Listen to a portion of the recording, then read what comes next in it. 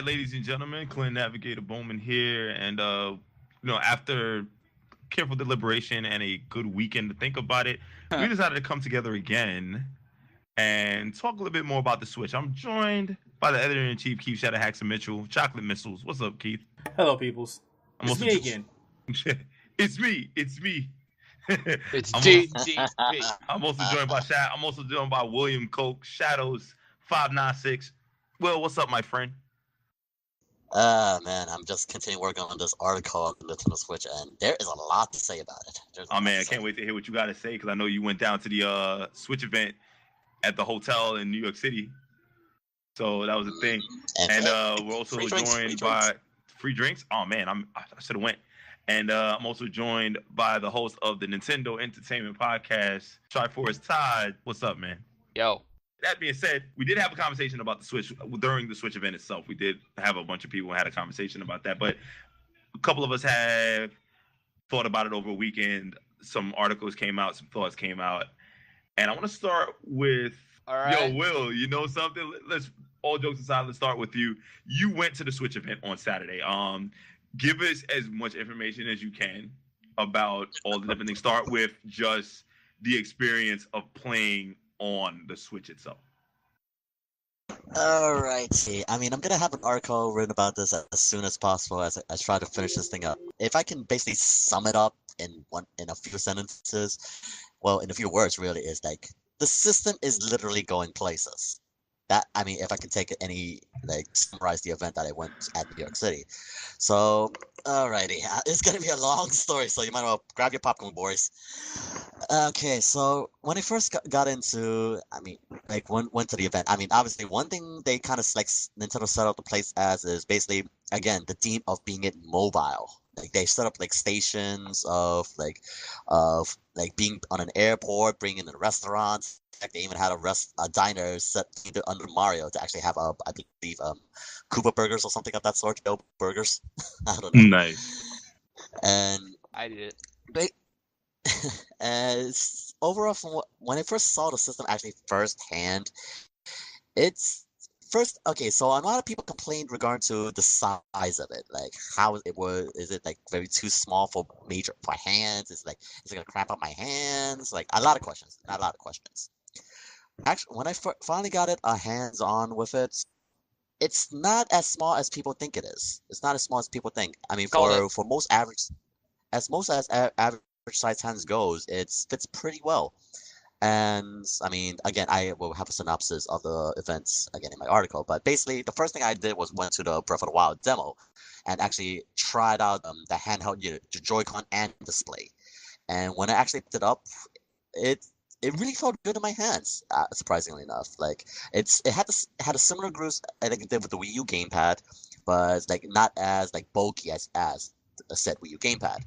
And the grips in the back, I can see why people can be a bit worried regarding to if there's gonna be when one of a person can cramp up their hands, because there is a Wii U game the Joy-Cons itself.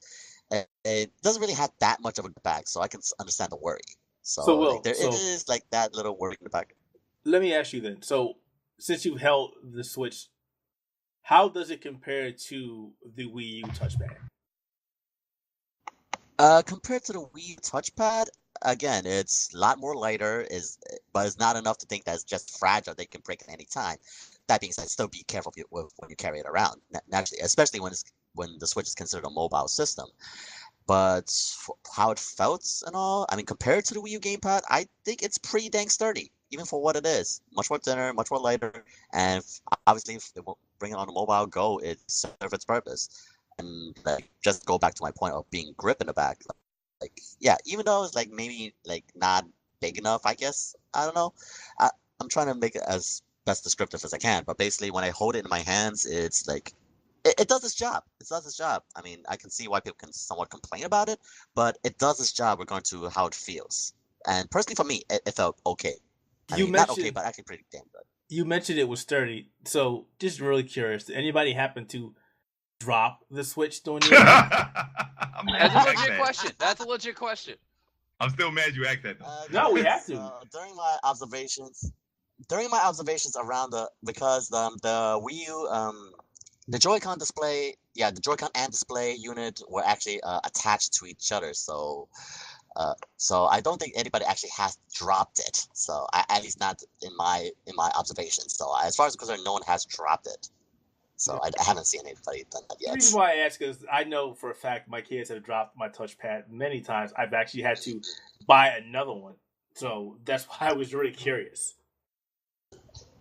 Yeah. Mm. And that I can see the worry where it comes from there because if you're gonna allow your kids to play around with this thing, you might want to invest in that third party like protective case just in case. Just in case. Okay, so Because I can. okay, so you said that were those things on hand because that leads to another question I actually had about that because I'm not sure how familiar you are with certain different tablets and they're using cases to protect those tablets, but at the same time those cases usually interfere with the docking if you have a docking base for those tablets. So if those accessories were at the event, did they hinder the ability for the tablet of the Switch to dock properly, or did you have to take it off every time you wanted to dock it? Hmm. Good question, because again, none of the third-party accessories were available at the event, Okay. so I can't say. So I mean, but if the pattern is the same as before, most likely, like if you have like a protective case around it, or like more like an extra like protective case or something add-on of that sort, most likely it probably will like interfere with it. But knowing like these third parties, I think they probably are trying to find a ways to actually like get around that loophole. But most likely, probably it will block the docking system. So so probably you do have to go take it out from its protected case, perhaps. That's just my assumption. So just to continuing on, it's like I went on with Breath of the Wild. It felt really good in my hands, and back to the main topic of the controller itself. They had the Pro controller available at the site, and one props to them is like they're actually bringing back see-through controllers like they did back with the N64 days. So Wait, nice little time touch out. there. Whoa. They're bringing through the clear, like the clear purple, the clear controllers and stuff like that. Surprisingly, yes, they actually had the clear see-through. You actually can see a little bit through of the Pro controller for the Switch. Yeah. Wow, that's amazing. When But they what said they're about? gonna bring back, Oh, sorry. Go ahead. so they mean it when they said like it's pretty much a combination between all systems. Well, I mean the Pro controller is a separate thing, but they're trying to bring back everything they learned during these years into this new system. Right. At the same time, I wanted to talk about some of the other experiences, such as playing with a single Joy-Con. Let's talk about like games like 1-2-Switch, or Of course, of Arms. course. Let's start with 1-2-Switch. What do you think about playing with the Joy-Con by itself? Okay, so funny enough, that's actually the first thing I would be writing in the article because with the Joy-Con itself, just a solo Joy-Con, it felt really good. If you played the Wii mode, I mean, it's very reminiscent to the Wii mode. Like it actually does fit well in your hands, and I mean, depending like if you're holding the left Joy-Con or the right Joy-Con, I mean, that's up to you to decide. It's up to the interpretation. Because when I had playing 1-2-Switch, I had I believe it was the left Joy-Con. So I was right hand dominant. So maybe it's just I didn't have to felt like in hand wise it felt comfortable to me. But as I put the left Joy-Con on my right hand, so kind of confusing that way. But eventually I kind of like warmed up to it. I mean, it may feel odd at first, but it definitely feels. But probably you adapt. So we're going to playing 1-2-Switch. Obviously, that was the first thing I pretty much went straight through is because I wanted to try the quick draw game.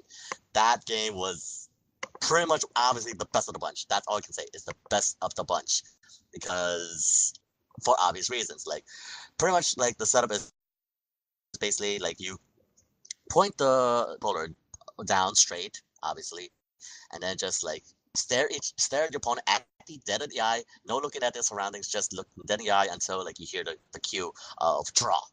And obviously obviously bring up your Joy-Con as horizontal as best you can and shoot them at the quickest time. And obviously insert obvious Overwatch joke here, it's high noon, yes. And is for that, it's a very fun experience. Like when I was doing the quick draw, I won both. I pretty much won the quick draw game because I don't know. It really did felt good in my hands as a solo Joy-Con playing one to Switch. Like bringing it up, shooting it as a gun, it felt real good. And then like I would describe more in my article, but basically like the other mini games as well. Yes, as is seen on presentation, there is the milking game. You could innuendos galore. Yo, milk a cow. Let's do this. Yes, and even one of the staff member ladies was just cracking up. Everybody in the room was just like, "Yeah, this is a great college game, isn't it?" And yeah, usually this would be the point in the show where I would like drop like 1,000 puns and like make you all groan. But I'm gonna be the better man here, not milk it in. Boom! Still managed to do that. Believe me, there are a lot of innuendos in my article. I actually legitimately like purposely put them in there. But yeah, yo, Will, don't be a jerk, all right? Don't worry, I did put a warning in there, so yes. So we're going to one of the main features I do have to spotlight. Well, hold on. Will, real quick, was it whack? Actually, no. It was silly. Yes, it was definitely silly, but it was actually a good experience. It's good experience. Is best wording as I can put it. Because the spotlight I want to like focus on is the Rumble, as I said in the presentation. And holy crap, it actually has a lot of power in that thing. And when they mean like there is dimensions, you actually can feel it. Like actually certain dimensions, you can actually feel the other. Yes. Jesus Christ. Hold your Snickers. Try to maintain your maturity. So yeah, when you actually like squeeze the Joy-Con controller, yes, you can. It will detect how long and hard you can actually do. I just see this really game being struggling taken. to keep all these puns in. It's Yeah, really you hard. have to understand this game is gonna be the best game on YouTube, yo. Yes. Again, gosh. like because like I was actually doing I'm sorry, it's hard to really. Move on. Super Turbo. What about Super Turbo? What about Ultra Street Fighter 2? Talk about that if you got a chance to touch that. Okay. Move on. There's a lot more I can describe and want to switch in my article. So yeah, we'll save it for another day. But so next up, we're going to Street Fighter 2. Yes, obviously you can definitely play it with the controller or as a solo Joy-Con controller as well. And from what I played through, I mean, yeah, a lot of people is definitely gonna gripe that there is no D-pad because again, a lot of us grew up with D-pad back during the SNES days. Right. And I, as far as concerned with regard to it, I mean, it's all right. It's definitely all right. Like because I can definitely describe much more better with Mario Kart 8, but regarding to Street Fighter 2, I can see why people can maybe a little bit gripey about it because again, it is a joystick, not a conventional D-pad. And there's the two buttons inside, like the inside of the Joy-Con, which is the SL and SR inside it. There's the schemes on the image posted on the Outerhaven, but basically like there is pretty much your shoulder buttons is your shoulder buttons, and basically I can see why people complain because one, there is like no grip back. It's just a solo Joy-Con, and when you try like pull off combos and all, like we're going to your simple Hadoukens, I can see why. Like it for me, it's wasn't as hard to pull off, but I can see like I want to stick with conventional D-pad. Okay. So this is why we had the Pro Controller. Now, question: the Pro Controller. If the Pro Controller, you got a chance to see it, right? Yes. I played with the Breath of the Wild and other games as well. Okay, would you make a comparison that is more similar to the Xbox One controller or Xbox 360 controller than anything else? Well, compared to the Wii U Pro controller, which was similar to the PS3 or PS4. Well, it's pretty much is as what you expect. It is a regular controller, as like the Xbox One or PS4 is like pretty much is a solid grip. Actually, it feels a lot more better than the PS4 and Xbox One. If you ask me, It actually feels a lot more better because it's just a lot more bulk in the back. It's Okay. again when I was playing with Zelda Breath of the Wild, it's like it feels real good, especially when you have like the usual C state like a la GameCube controller, but actually you can actually reach it with your simple thumb. So that thing I have to give props to. And yeah, I mean, not to sidetrack, because like there is one thing I also want to like, it is related to it, is basically the Joy-Con grip controller. Right. Basically, like you snap on the Joy-Cons onto the grips onto it, and basically it pretty much alleviates a lot of the complaints with this Joy-Con alone. Like now you actually do have a grip in the back, Okay. and it pretty much works as similar as a pro controller. I mean, sure, maybe not as a lot of like much like grip in the back for your pinkies and all, but it pretty much alleviates much of the problem. Okay, so Will did a lot of talking. Anyone else have? Well, and I also asked a lot of questions too. Todd, do you have any questions? How much of Zelda did you play? Yeah, shoot them away. Shoot. What? How much Zelda did you play? He asked. How much Zelda? Let's see. As usual, they allowed us 20 minutes of playtime with this demo, and it's nothing different. It is the same demo I played back in Nintendo New York. So nothing's changed. Nothing really. Again, nothing of the content changes. Basically, it's just all about power, picture, visuals, and all that. But did you like it? Like it? On the It's Switch. Zelda. It's Zelda. I know, but I need to hear you say the Whoa, words. well, Will, Zelda was also on the Philips CDI, and just because it was Hey, Zelda we do didn't not mean it was speak of good. those games. We do not speak of those games. Listen here, my boy. You know, a lot of people say Zelda 2 wasn't a great game. I enjoyed it, but it's Zelda. Yeah, that one's a true Zelda, though, as in it actually is a Zelda game made by Nintendo. We do not talk about those Philips CDI Wonder Gamerlong crap. Well, excuse me, princess. Okay. Maybe that should be my greeting All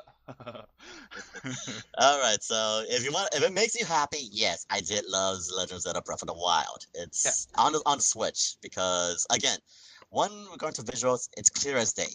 It's obviously a much more powerful system. The colors are much more richer, definitely sharper. Yes, it's definitely, you can even see much more of the further backgrounds. However, I do have to bring up this complaint is like, yeah, I have noticed some frame rate stutters here and there regarding to like walking around, like when there's a lot of things happening. I remember like again cooking baked apples, cooking mushrooms around like a bunch of goblin camps, and I noticed like there has been some dips in the frame rate, but like when I transitioned it to the handheld mode, like with the Joy-Con, with the display case, like display and Joy-Con handheld mobile version. I don't know what that control scheme is called. Basically, when I took it mobile outside from the docking station, I think it actually went more smoother, in my opinion. That's weird. Like it actually, like there really was no hiccups regarding to its performance. Like I did not notice any stutters. Even yes, there was like a small, like a pretty much picture downgrade because I've been hearing reports that it's just 720p. But as far as like performance goes, I think it felt even much more smoother than when it's docked to the TV. Damn, that's wow. At least that's my opinion. At least that's how I felt. So again, take it with a grain of salt, but that's my experience. So yes, I did love Zelda Breath of the Wild on the Switch. That's pretty much is the definitive version if you want to get it. I mean, if you can't afford the Switch right now, yes, you can definitely get it on the Wii U. It's definitely gonna help you out. But we're going to like obviously the visuals, the performance. It pretty much is night and day. Good. Well, let me ask you another question. I'll switch it up here. Since we talked a lot about the Switch itself, how was the event itself? Like as far as the personality, the atmosphere, did Nintendo manage to put together something that was very representative of the actual product? Like if you went there, did you enjoy yourself? What stood out? Okay. If I had to say yes, because again, with the setting, how the sets were made, they had like I mean, of course, the basic couches, all that. Heck, well, of course, free drinks. They always have free drinks and nourishments. And the staff. Okay, so the staff members, like obviously, they done their job. They have done their job, and they asked it for a feedback how you felt about this game, that game, especially we're going to the 1-2 Switch game. This one lady would just cracked up and could not keep a straight face just because of all the innuendos kept being made. I props for it. Even the staff members knew the high noon joke, so props for that. And we're going to like making you feel comfortable and basically how it represents the Switch. I believe that they have done that. Fill that goal with flying colors, because again they had to set up again an airport, like you're on an airplane on a restaurant, and basically you can see yourself in this situation where you actually can bring a Nintendo Switch with you. I mean, hell, I can definitely see myself bringing a Nintendo Switch on an airplane and actually just play Skyrim and Mario Kart 8 on an airplane with another passenger, just to pass the time. And also just FYI, because you can charge the display via the USB, the USB-C, if I remember correctly. So yes, you can also use like external batteries to help charge it along the way. So There you go. that helps solve the battery problem. Yeah, So, get a 10,000 milliamp battery pack. Yeah. So, and yeah, like especially with the restaurant case, the Mario Diner, it's like it was like four Switch units on the table. We were playing a Mario Kart 8 battle mode. I can definitely see myself see a couple of other people like on like I don't know, Starbucks, McDonald's, and just playing Switch around. Like, yeah, okay, you and me, Mario Kart 8 right now, and then going battle mode. And like, will you be surprised to actually see have a quick draw game in the middle of a Starbucks or something of that sort, or somewhere else? I don't know. So wait, and with ARM. So wait, you're telling us that commercial actually is legit? So things like that actually will happen? People will just break out their Switch like, let's go right now. I can see a possibility of that happening. Yes, I can You definitely know see that'd be dope. Like, see who pays the bill. See who pays the bill. You know, 1-2 Switch. Let's do it. Never Yes, know. yes.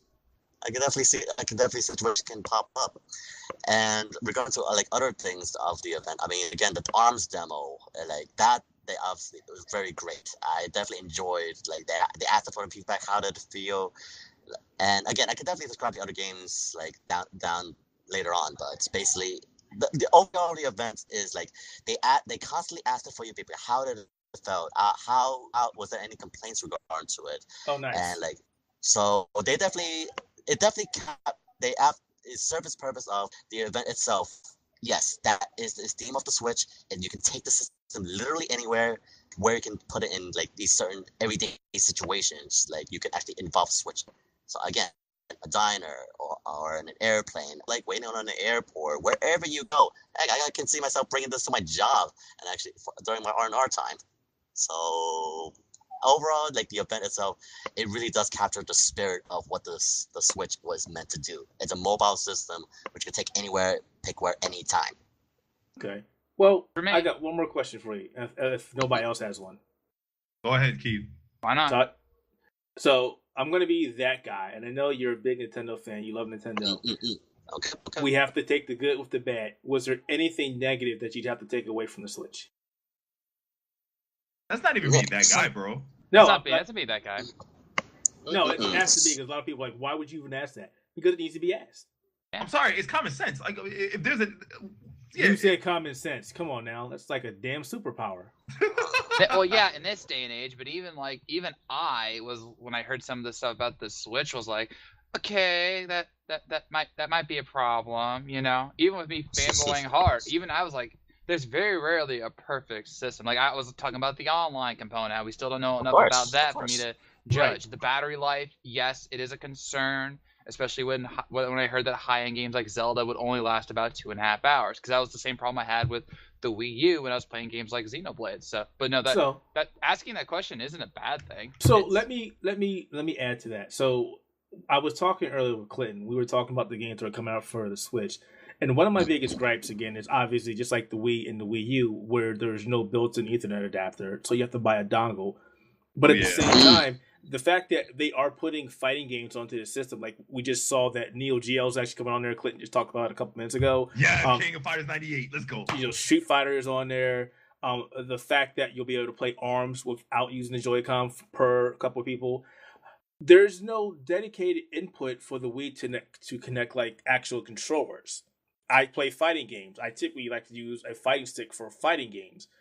As we know, I think the Switch has a USB port or one or two. I'm not sure. They said it does. Yes, the dock does. So they would have to come around with some kind of adapter to allow you to hook up an actual joystick to the system, so you don't actually play via Wi-Fi or Bluetooth. Not sure what the actual connectivity is with the system, because it could be like the Xbox One that has some kind of proprietary. No, I don't think anybody's actually. No, the Xbox One had Wi-Fi direct to start, and then there's also Bluetooth now with the one with the One S. That's the thing with the Switch. I don't know if they've actually came out and said if it's using just standard Bluetooth or what, so we don't know. But that's my concern when people start making these peripherals and accessories, and you actually need a wired connection to it. Is there going to be something? I don't know if they've addressed that at the Switch event, but that's just one of my things. Like, there's always the negative with the positive. I just want to see, or just get the word out there to people that are like, what's up with the Switch? What's going on with the Switch? It's everything can't be this great. Sorry, we don't live in a perfect world. Why can't it be? Why can't it be perfect? Why, come on. You got to have faith. You got to believe in the Switch, Keith. Nick, did you just make a Bo Dallas reference? Bo, leave. Remember, Everything. It's not about the destination. It's about the journey. And you can have it back. You can have it all back as long as you believe. When I do this, anyways, no, seriously though, like, did they say anything about the connectivity in terms of the controller? How does it connect? Is it Bluetooth? Is it Wi-Fi direct? Did it say anything, or did you ask? That's the first question. Okay. Well, I didn't particularly ask about it, but regard to, again, when I tried out ARMS, if you also notice, like, the Joy-Con mapping schemes, again, the button, there is a sync button on inside with the Joy-Con, so it does sync a la Wii mode with the system. So it might be Bluetooth. Yeah.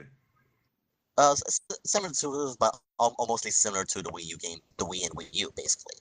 Right. And regarding to, like, when I've been playing with ARMS, for example, like actually using two Joy-Cons on each hand, it pretty much is, I guess, because again, ARMS was definitely a game I have to need more time to get used to, because like when I was like trying to move my arms, actually you do have to notice like how your arm is when you twist your wrist, it actually does curve your shot. And there'll be like when it's ARMS pretty much is basically punch out with Wii boxing.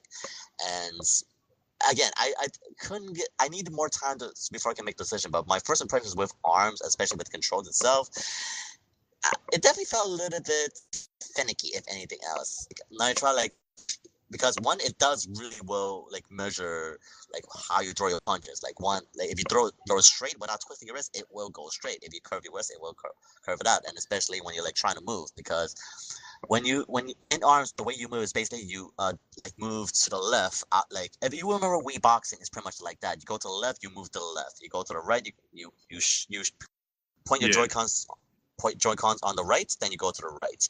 Like, and there's also a jump button and a dash button on top of the Joy-Cons, basically your L and R buttons. Very small buttons. I've already gone on record and stated that ARMS basically reminds me of Virtual On. Yes, we said that. Yes. Yo, yes, that's what it reminds me of. It reminds me so much of Virtual On. It's like the control scheme, the attack, the layout, everything reminds me of Virtual On. Right. And I love Virtual On. And with ARMS is like, for as much as I had a little bit of time to actually get to it, because again, it's nothing I was not used to. I mean, given the amount of time, I can definitely see the appeal of it, because again, ARMS is basically like a good thinking man's game. Like, are you gonna go left? Are you gonna go right? Are you gonna block? And there is a dedicated throw button. Just basically throw both hands out, and you will grab the opponents. And regarding to like just the layer of ARMS, including the special meter, yes, you could live out your JoJo Bizarre Adventures dream of just doing order. So that I literally pretty much said, when I triggered my special, I just said order. Did my best star platinum. So Dora. And I'm sorry, I'm kind of partial to Crazy Diamond myself. I thought you were just partial because you were crazy. So we're all animals here. Savages. overall on the control schemes itself, like again, so going back to the main theme, if there's anything I can complain about, I mean, one thing if I had anything else, when I was actually trying Splatoon 2, like, Okay. one thing I can't, like, maybe I'm just not used to it because, like, I'm so used to the Wii U gamepad because, again, I have to the right control stick on right where my button is. Like, you know what I'm talking about, right, Todd? Yeah, I remember. Yes, like with the Joy-Con controller. Yeah, that kind of threw me off a little bit because, like, now the right control stick is actually in the middle and not where my thumb is supposed to be. So that thing kind of threw me off a little bit. We're going to, like, when I tried to control my camera, that's like it took some time to get used to, and maybe still even have to get used to until now, because yeah, like you expect this, like, the control stick camera to be like where it should be easily accessible, but it's like in the middle of the Joy-Con. It felt awkward. It felt awkward when you're playing Splatoon. All right. 2. All right, so let's hold on. put it. I want to hear more about this. Don't you Okay. you did this before during the stream when we were like rejoicing over Splatoon, and you were like, okay, yeah, Splatoon. Like, no, it's Splatoon 2. Believe it. No, it's not even that. Like, I mean, I don't want to like take away from the article. What I wanted it to know, and I wanted to get at more of everybody's input. I know I personally wanted to talk about pricing and how you felt about pricing, because I had to do some retrospective and I thought about it and I said, you know what? From a technical standpoint, $300 is a very acceptable standpoint for that price, specifically since it's essentially a Nintendo branded Shield K1, which came out in 2004. The 32 gig model came out at like about $500. No, $400, excuse me. So, Todd, I want to know what you think about the pricing. Is the pricing acceptable? Do you think that $300 is a fair price for the Switch? Well, I'll be honest. Again, I kind of noticed in the stream, it would have been 1,000% justified if it had come bundled with the game. Like, again, the Wii had Wii Sports, Wii U had Nintendo Land, and I was fully expecting when they did 1-2 Switch, say this will be bundled with the Switch, as it's the perfect game to, accentuate what the Switch is and everything. And hey, with $300, you're getting a game patched, and because we kind of I wouldn't say demanding it, but I mean we were kind of expecting it in a way that would have been the case. And then he said, no, it's just going to be one of the launch tiles, and I'm like, okay, but again, in the context of what is this console is offering and everything, I said, like, right before the stream, or maybe even right before the reveal, I said 250 to 300 maximum, and I was off by 1 penny. There you go. Now, if again, it's a mobile console, and that cannot be taken away from enough. I will reiterate to Kingdom Come, because now I can if I ever go to New York, I can go to the Nintendo Diner and hang out with Will and play Splatoon with our Switches just sitting across each other from a diner booth. And we will make that happen, Will. I will make that happen one day. But no, for $300, what we're getting, the power doesn't feel like the right word. Versatility of what we're getting with this console, I'm perfectly fine with it. Yeah, Keith, your thoughts on the pricing? See, from a technological standpoint. Here's the problem. The technical side of Keith wants to say, I'm a little disappointed. I expected it to be lower. But the gamer side of Keith is like, that's pretty acceptable considering the fact that it does let you take it on the go. So that adds a lot of accessibility with the system. $299 though, it does put it in line with the Xbox One and the PlayStation 4. That's going to be tough. That's going to be tough during launch window, because you're looking at this from a standpoint where gamers who already know they want the Switch are going to get the Switch, but then you'll have people like parents who will look at this and like, I want to get this for my son or my daughter, and they're like, well, how many games does this system have versus how many games does this system have versus how many games this system has? Some parents will sit there and look at it like, well, this doesn't seem like a logical choice financially. It doesn't make any sense. It's going to be tough. I do wish the price was a little lower.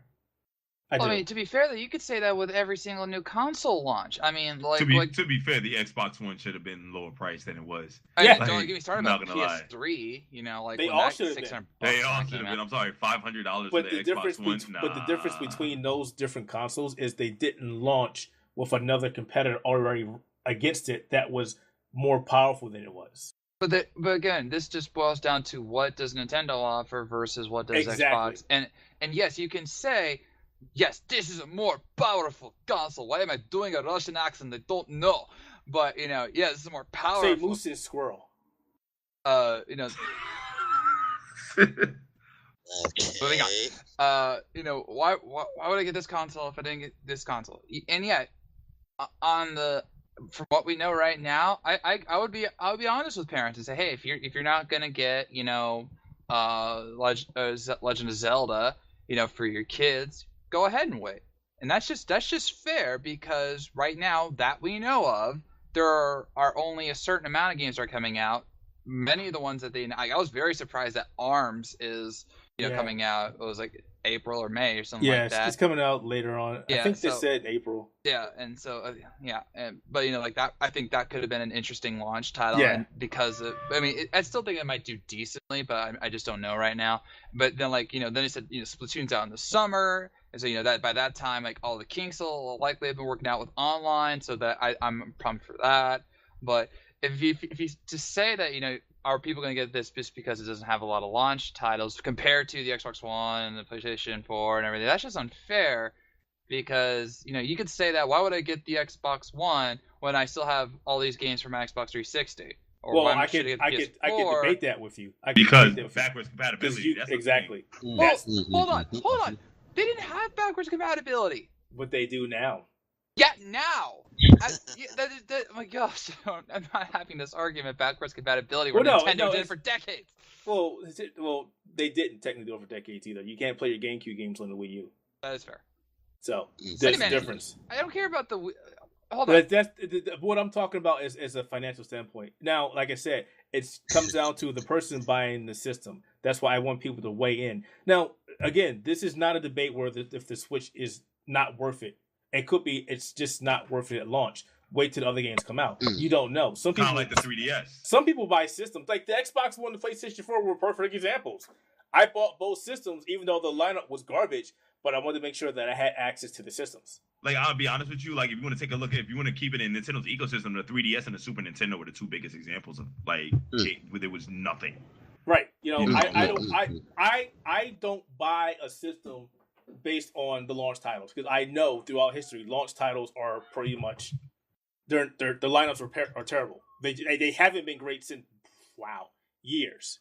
Honestly, I look at the Super Nintendo. I look at the Famicom and the Nintendo Entertainment System. The October launch. I mean, it came in with Super Mario Brothers. I mean, right, but look how long ago that was. Exactly. That's 85. Bro. That's like 2 years before I was born. Right. So I look at systems for what they're going to give me later on. We know what games are coming out for the Switch. We know what's coming, and I've already stated, like, I want Zelda. I really, really, really want ARMS.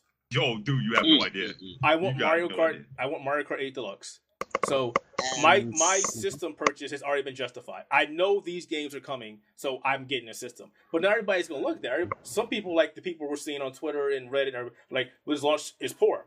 I'm gonna wait." Well, but that's just your prerogative. That's cool. Yeah, at the same time, like I said, like if you were in 1991 and you wanted to get a Super Nintendo, I mean, granted, like, yeah, they had F-Zero, Gradius 3, Pilot Wing, Sim City, and Super Mario World, just 5 games at the initial launch. Right. But honestly, if you're a fan of Mario or an F-Zero and Pilot Wings were untested franchises. I'm still mad there was no F-Zero announcement. I'm still mad. I know, but like F-Zero and Pilot Wings were very untested franchises. Will, I'm sorry, I didn't mean to cut you off. You reminded me of something. Will, I know they have a new version of Fast Neo Racing. Was that playable?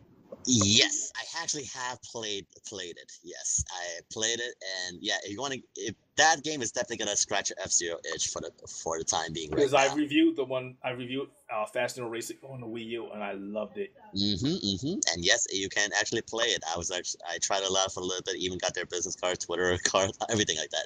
I gotta say, I was definitely impressed with it. I haven't played it on the Wii U, but actually playing it on the Switch right now, it feels nice. It definitely feels nice. Yeah, so taking a look back, I mean, like the only real tested games on the Super Famicom and the Super Nintendo were Gradius and Mario World.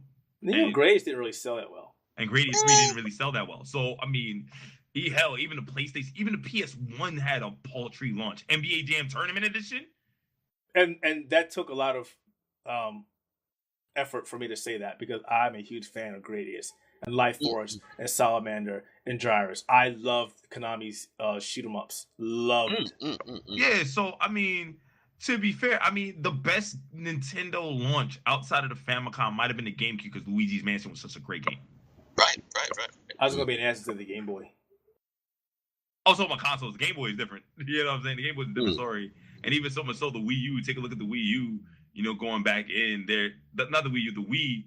I mean, the best game they had at launch. Yo, what about the Virtual Boy? Yo, shut up, son. Why you gotta do that? Why you gotta do that? Now, why you gotta be that guy?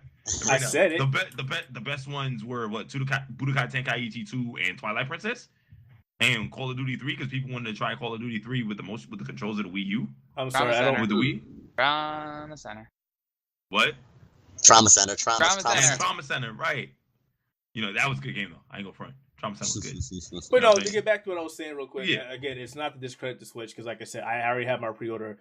I know what games are coming out. Nintendo did a good job with at least telling people that these games are coming, versus not saying anything. They went to the conference. They didn't really have a lot of hype other than the Switch coming. They announced the games people wanted. You, of all people, Todd, were there, and you were like, "Where's Zelda? Where's Zelda? Where's Zelda?" And I know a lot of people were getting disappointed. To the very end, it was like, well, I mean, if you watch the stream, when the guy, I've got to, what was his name? Kimishima, European. Not the president. Not the president. The showman. The guy who did all the snaps. I know who you're talking to, but yeah. Go ahead. Anyway, that guy who's like my new favorite Nintendo guy. When he said, you know, and what was the final game that they showed? I don't remember. Anyway, but he showed his final game, and he goes, "And that is the end of my segment." We all lost it on the stream. We're like, "No. Where is Zelda? Where is Zelda?" And I was the first one to say, he said his segment. Calm down. And then finally went. And I think it was Arms. It was yeah, it might have been Arms. No, it doesn't matter. Anyway. No, what the developers interview is like when that was it. Anyway, so he did that, and then the president came out, and he goes, "We're going to go around the world." And I see Reggie, and I see Zelda in the background. And what did I say? I said, "There's Zelda. It's a sign." And Mace goes, "Ooh, it's a sign," and everything. But yeah, once we got Zelda, I knew that had to be the launch title, because if they had showed it at the beginning of the conference, they could have gotten away with it not being a launch title. But because they hadn't showed it up to that point, I knew it was going to be a launch title. And I could have been like, yo, that game's gonna probably come out like March 31st, like or the end of February. Like I could have easily said that too if they did that. It's like, oh, we're still gonna add the final touches to this game. I mean, at the end of February, the end of March. Well, we were all expecting it. A lot of us were expecting it because of all the rumors about it being delayed. Because, you know, the Laura K. Dale, first it was, yes, it's getting delayed, then it's not getting delayed, then it was back to then, and then Nintendo was just keeping silent the whole time. And you know what? She ended up being, like, her stuff ended up being dead wrong. Like, okay, hold on, not all of it. For the most part, a good chunk of it, I will not deny, was wrong. But she did reveal. Let's see, she did get some stuff right. There was a good third-party presence. Count on that. Though, funnily enough, Ubisoft was not shown at there, even though she said that they would be, including Beyond Good and Evil 2, which still has never appeared. She did get Monolith Soft right. She specifically said that they were working on a third title. It was not a port of Chronicles X, and so that one she got right. She did call Mario that it would be shown and possibly given a release date, not a launch title. I think she said Zelda. She did say that Zelda would be a launch title now. She got that one right. Again, I don't dig these rumors stuff, but I'd say she was 40% accurate. That's me being generous. And maybe go and chime in regarding to the whole price thing back in the beginning. And because again, now I had impression and times with this thing. Like we're going to the $300 price of entry for the Joy-Con, the grip controllers, basically what you need to actually play these games. I personally think it's well worth the price. It's definitely justified. And of course, if you've seen like the price for like a separate Joy-Con controller or a set, 2 Joy-Con controllers in a set, like which they're going for $50 or $70 depending on what you're wanting for, I can see why they're priced it that way. Because again, like with 1-2 Switch, it shows how much dimensions these little things have inside. Again, the HD Rumble, it's for real. It's for real.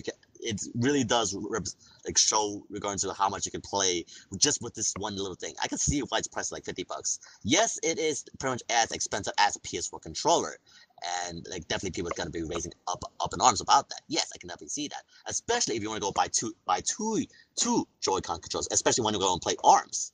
So I can definitely see like arguments against that. But however, like we're going to like when you see like the games that price it, especially when you finally see like the power within these little things, it's just I can see why Nintendo priced them that way. I mean, $50, yes, $50 and $70 is definitely nothing to sneeze about, definitely, especially when it comes to a controller. But we're going to like what my experience with this thing, I gotta say it's justified. May not be fair to some people, but I think it is justified. We're going to why Nintendo priced it that way. It's a lot of power. It pretty much is, as at the presentator show, it pretty much is the galaxy inside your hand, basically. So I can definitely see why it is expensive. I mean, yeah, you may not be happy about it, but I can see like why it was priced that way. All right, well, thanks a lot for letting us know how the conference or the event went. That was very informative. And of course, I just want to let you know, like with Todd, I'll definitely explain more regarding to the games I actually played in the event during our next entertainment podcast. So I definitely will look forward to it, as well as us talking about the next Nintendo Direct, about which is it. And Fire of course, Emblem definitely see more. And definitely, I'll definitely describe as much detail as I can in my article as soon as I get it done. Good. Go work on it. Go now. That being said, ladies and gentlemen, I mean, any final thoughts before we get out of here? Because you know what, honestly, I did say that I was a little skeptical about the Switch, but you know what, I'm still a little interested too. The curiosity in me. And to that, I answer is basically try to get your hands on it as soon as you can, because like it will definitely help clear up any like either further your worries or just clear up any misunderstandings. Because like when you try it out for first time, you will understand when you try it out. Well, I've already taken off March 3rd, so March 3rd. Yeah, I technically don't have a job right now, so I mean I'll be like going to my Best Buy, picking up my Switch, and they'll be like, don't talk to me for the rest of the year. The rest of the year? Okay, that's maybe a little generous. 4th of the year. Well, March 3rd is a Friday. Yeah. And then the following weekend is PAX East. So I know what I'm doing on my Mega Bus trip. And I just want to recall, I want everyone to cast their minds back to a certain Nintendo Entertainment podcast. We were talking about the Switch and this event and like when it would release. And I said I do believe that it would launch on March, I was being fair, 17th through 19th, if not a week earlier. And someone on this podcast made so much fun of me because he said that it would not release before PAX East or on PAX East because that would be stupid. I like me now, Clinton. No, shut up. No. No. Stop.